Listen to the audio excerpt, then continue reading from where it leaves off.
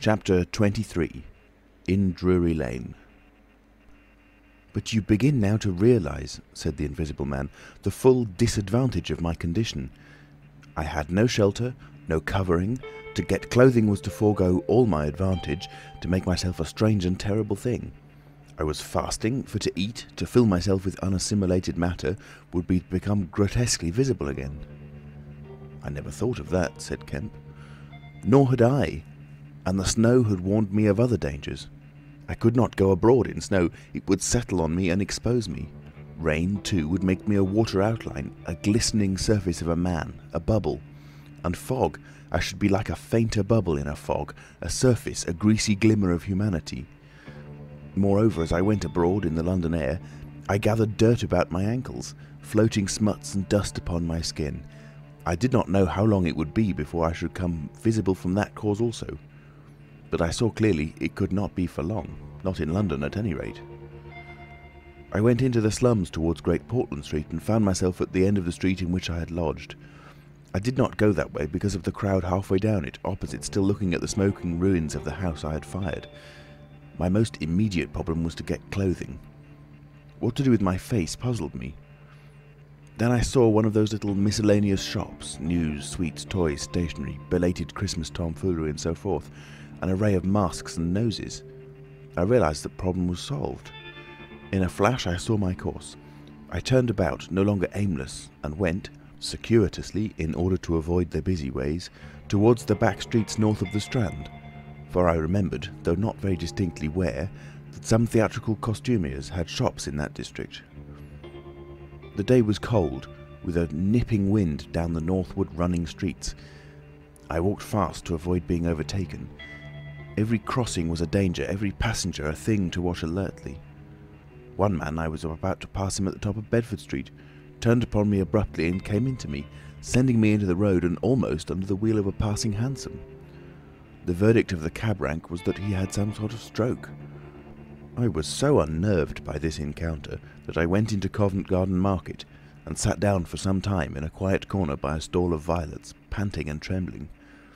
I found I had caught a fresh cold and had to turn out after a time lest my sneezes should attract attention. At last I reached the object of my quest, a dirty, fly-blown little shop in a byway near Drury Lane, with a window full of tinsel robes, sham jewels, wigs, slippers, dominoes and theatrical photographs. The shop was old-fashioned and low and dark, and the house rose above it for 4 stories, dark and dismal. I peered through the window and, seeing no one within, entered. The opening of the door set a clanking bell ringing. I left it open and walked around a bare costume stand into a corner behind a cheval glass. For a minute or so no one came. Then I heard heavy feet striding across a room and a man appeared down the shop. My plans were now perfectly definite. I proposed to make my way into the house, secrete myself upstairs, watch my opportunity, and when everything was quiet, rummage out a wig, mask, spectacles and costume, and go into the world, perhaps a grotesque, but still a credible figure. And incidentally, of course, I could rob the house of any available money. The man who had just entered the shop was a short, slight, hunched, beetle-browed man with long arms and very short, bandy legs. Apparently, I had interrupted a meal. He stared about the shop with an expression of expectation. This gave way to surprise and then to anger as he saw the shop empty. "Damn the boys," he said. He went a stare up and down the street. He came in again in a minute, kicked the door to with his foot spitefully, and went muttering back to the house door. I came forward to follow him, and at the noise of my movement he stopped dead. I did so too, startled by his quickness of ear. He slammed the house door in my face. I stood hesitating. Suddenly I heard his quick footsteps returning and the door reopened. He stood looking about the shop like one who was still not satisfied. Then, murmuring to himself, he examined the back of the counter and peered behind some fixtures. Then he stood doubtful. He had left the house door open and I slipped into the inner room. It was a queer little room, poorly furnished, and with a number of big masks in the corner. On the table was his belated breakfast, and it was confoundedly exasperating for me, Kemp, to have to sniff his coffee and stand watching while he came in and resumed his meal. And his table manners were irritating. 3 doors opened into the little room, one going upstairs and one down, but they were all shut. I could not get out of the room while he was there. I could scarcely move because of his alertness, and there was a draught down my back. Twice I strangled a sneeze just in time. The spectacular quality of my sensations was curious and novel, but for all that I was heartily tired and angry long before he had done his eating. But at last he made an end, and putting his beggarly crockery on the black tin tray upon which he had had his teapot, and gathering all the crumbs up on the mustard-stained cloth, he took the whole lot of things after him. His burden prevented his shutting the door behind him, as he would have done. I had never seen such a man for shutting doors, and I followed him into a very dirty underground kitchen and scullery. I had the pleasure of seeing him begin to wash up, and then, finding no good in keeping down there, and the brick floor being cold on my feet, I returned upstairs and sat in his chair by the fire. It was burning low, and scarcely thinking I put on a little coal. The noise of this brought him up at once, and he stood aglare. He peered about the room and was within an ace of touching me. Even after that examination, he scarcely seemed satisfied. He stopped in the doorway and took a final inspection before he went down. I waited in the little parlour for an age, and at last he came up and opened the upstairs door. I just managed to get by him. On the staircase he stopped suddenly, so that I very nearly blundered into him. He stood looking right back into my face and listening. "I could have sworn," he said. His long hairy hand pulled at his lower lip. His eye went up and down the staircase. Then he grunted and went on up again. His hand was on the handle of a door, and then he stopped again with the same puzzled anger on his face. He was becoming aware of the faint sounds of my movements about him. The man must have had diabolically acute hearing. He suddenly flashed into rage. "If there's anyone in this house," he cried with an oath, and left the threat unfinished. He put his hand in his pocket, failed to find what he wanted, and rushing past me went blundering noisily and pugnaciously downstairs. But I did not follow him. I sat on the head of the staircase until his return. Presently he came up again, still muttering. He opened the door of the room, and before I could enter, slammed it in my face. I resolved to explore the house, and spent some time in doing so as noiselessly as possible. The house was very old and tumble-down, damp so that the paper in the attics was peeling from the walls, and rat-infested. Some of the door handles were stiff, and I was afraid to turn them. Several rooms I did inspect were unfurnished, and others were littered with theatrical lumber, bought second-hand, I judged from its appearance. In one room next to his I found a lot of old clothes. I began rooting among these, and in my eagerness forgot again the evident sharpness of his ears. I heard a stealthy footstep, and, looking up just in time, saw him peering in at the tumbled heap and holding an old-fashioned revolver in his hand. I stood perfectly still while he stared about open-mouthed and suspicious. "It must have been her," he said slowly. "Damn her." He shut the door quietly, and immediately I heard the key turn in the lock.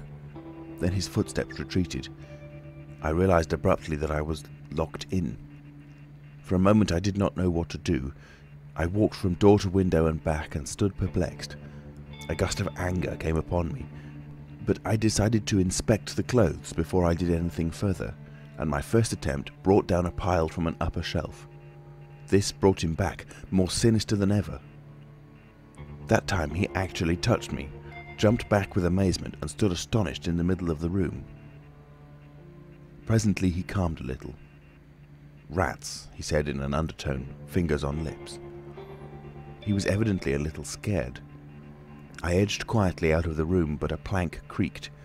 Then the infernal little brute started going all over the house, revolver in hand, and locking door after door and pocketing the keys. When I realized what he was up to, I had a fit of rage.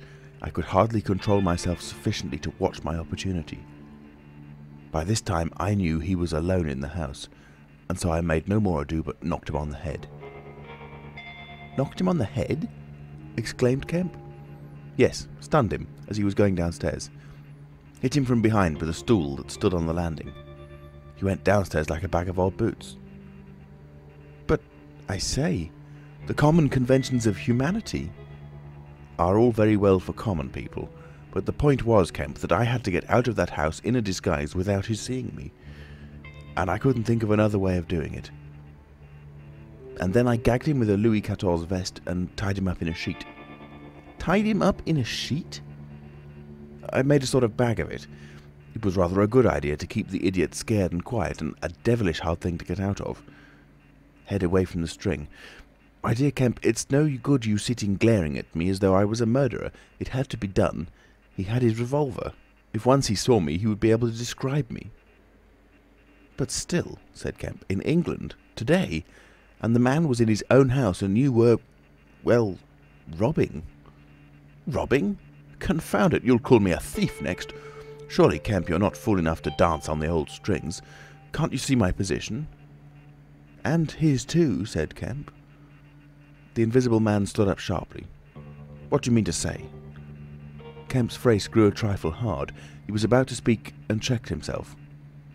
I suppose after all, he said with a sudden change of manner, the thing had to be done. You were in a fix, but still... Of course I was in a fix, an infernal fix, and he made me wild too, hunting me about the house, fooling about with his revolver, locking and unlocking doors. He was simply exasperating.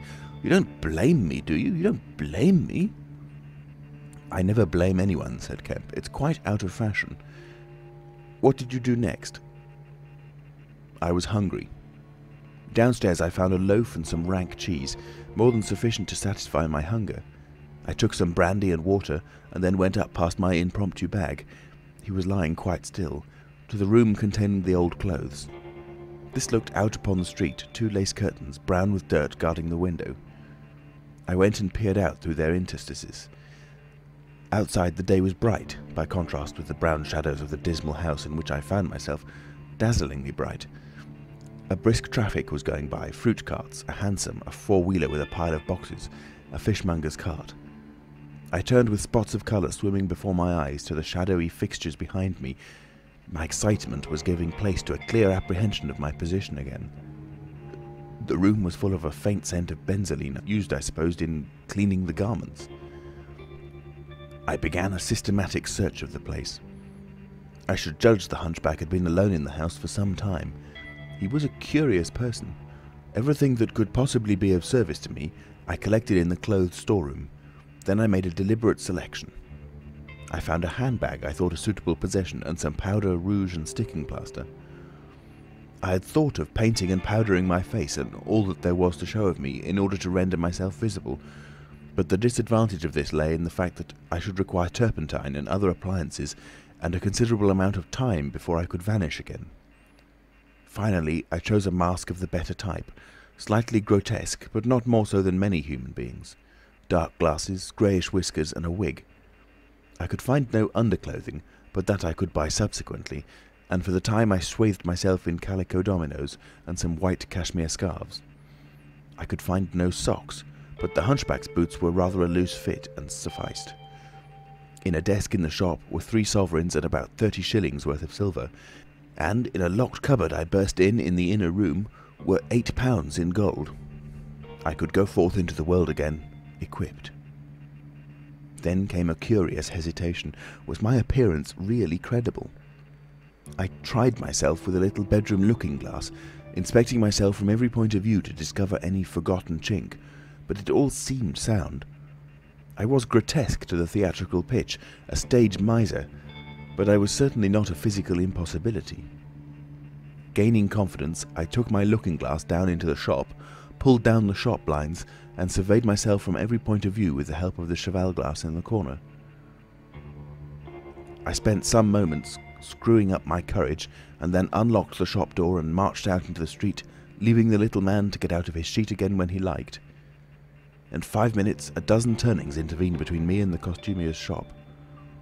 No one appeared to notice me very pointedly. My last difficulty seemed overcome. He stopped again. "And you troubled no more about the hunchback?" said Kemp.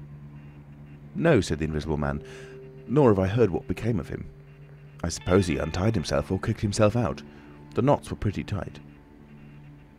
He became silent and went to the window and stared out. "What happened when you went out into the Strand?" "Oh, disillusionment again. I thought my troubles were over. Practically, I thought I had impunity to do whatever I chose, everything, save to give away my secret. So I thought. Whatever I did, whatever the consequences might be, was nothing to me. I had merely to fling aside my garments and vanish. No person could hold me. I could take my money where I found it. I decided to treat myself to a sumptuous feast, and then put up at a good hotel and accumulate a new outfit of property. I felt amazingly confident. It's not particularly pleasant recalling that I was an ass. I went into a place and was already ordering lunch when it occurred to me that I could not eat unless I exposed my invisible face. I finished ordering the lunch, told the man I should be back in 10 minutes, and went out exasperating.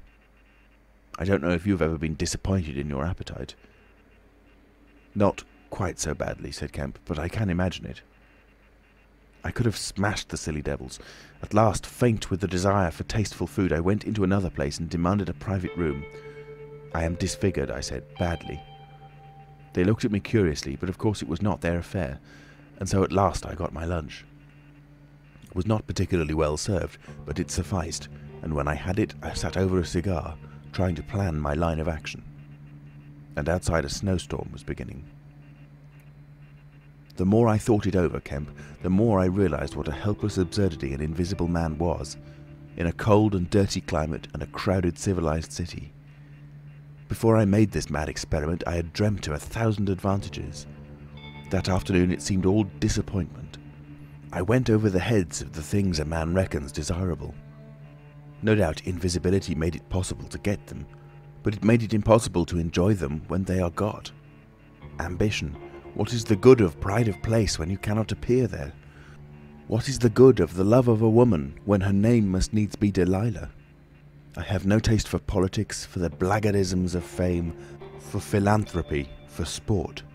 What was I to do? And for this I had become a wrapped-up mystery, a swathed and bandaged caricature of a man. He paused, and his attitude suggested a roving glance at the window. "But how did you get to Iping?" said Kemp, anxious to keep his guest busy talking. "I went there to work. I had one hope. It was a half idea. I have it still. It is a full-blown idea now, a way of getting back, of restoring what I have done. When I choose, when I have done all I mean to do invisibly, and that is what I chiefly want to talk to you about now." "You went straight to Iping?" "Yes. I had simply to get my 3 volumes of memoranda and my checkbook, my luggage and underclothing, order a quantity of chemicals to work out this idea of mine. I will show you the calculations as soon as I get my books.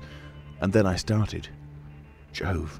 I remember the snowstorm now and the accursed bother it was to keep the snow from damping my pasteboard nose."